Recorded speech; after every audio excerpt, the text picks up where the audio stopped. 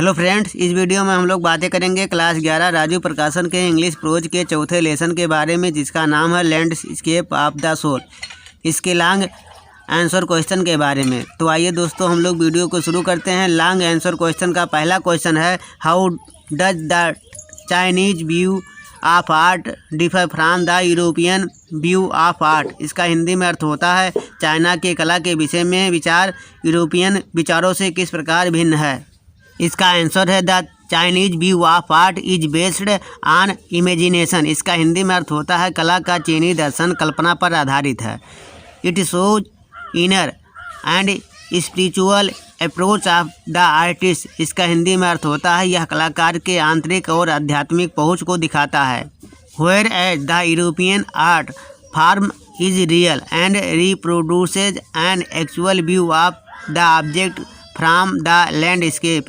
इसका हिंदी में अर्थ होता है, जबकि यूरोपियन कला वास्तविक होते हैं और भूदृश्य से तत्व के वास्तविक विचारधारा को पुनः बनाते हैं। The European painter wants the viewer to borrow his view eyes and look a particular landscape exactly as he saw it from as a specific angle. इसका हिंदी में अर्थ होता है, यूरोपियन चित्रकार चाहता है कि हम उसके नज़रिए से किसी भूदृश्य को किसी विशेष दृष्टिकोण से ठीक उसी तरीके से देखें जैसे वह देखता है।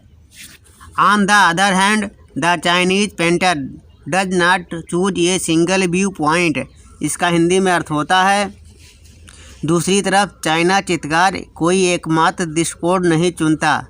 His landscape is not real one. इसका हिंदी में अर्थ होता है, उसका भूदृश्य वास्तविक नहीं होता है। He does not want the viewer to borrow his eyes। इसका हिंदी में अर्थ होता है, वह नहीं चाहता है कि आप उसके नज़रिए से देखें। He wants you to enter his mind। इसका हिंदी में अर्थ होता है, वह चाहता है कि आप उसके मन में प्रवेश करें। लॉन्ग का दूसरा क्वेश्चन है, explain the concept of sense हुई। इसका हिंदी में अर्थ होता है, सेंस हुई के विचार की व्याख्या करो। इसका आंसर है, Sansui literary means mountain water. इसका हिंदी में अर्थ होता है, सेंसुई का शाब्दिक रूप से अर्थ पर्वत का जल होता है। Which use together represent the word landscape.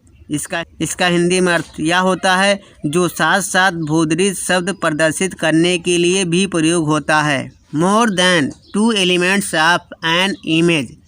इसका हिंदी में अर्थ होता है, एक छवि के दो से अधिक तत्व हैं। These represent two complementary poles. इसका हिंदी में अर्थ होता है, ये दो पूरक ध्रुव प्रदर्शित करते हैं। The mountain is young. पर्वत यंग है। Which reaches vertically toward the haven. इसका हिंदी में अर्थ होता है, जो ऊर्ध्वाधर रूप से आकाश की ओर पहुँचता है। It is stable warm and dry in the sun. इसका हिंदी में अर्थ होता है, या स्थिर उष्ण और धूप में सूखा है। The water is in. इसका हिंदी में अर्थ होता है, जबकि जल इन है।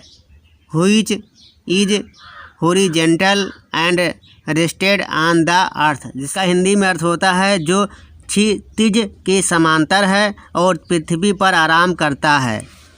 It is fluid moist and cool. इसका हिंदी में अर्थ होता है, यह तरल आर्द्र और शीतल है।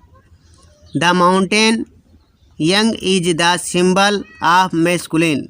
इसका हिंदी में अर्थ होता है, पर्वत यानी यंग नर रूप का प्रतीक है। व्हाइल वाटर इन ये इज फेमिनिन। जबकि जल यानी इन नारी का रूप है। The third element is middle void where there interaction takes place. इसका हिंदी में अर्थ होता है, तीसरा तत्व मध्य का रिक्त स्थान है, जहाँ पर उनका मिलान होता है या उनकी परस्पर क्रिया होती है।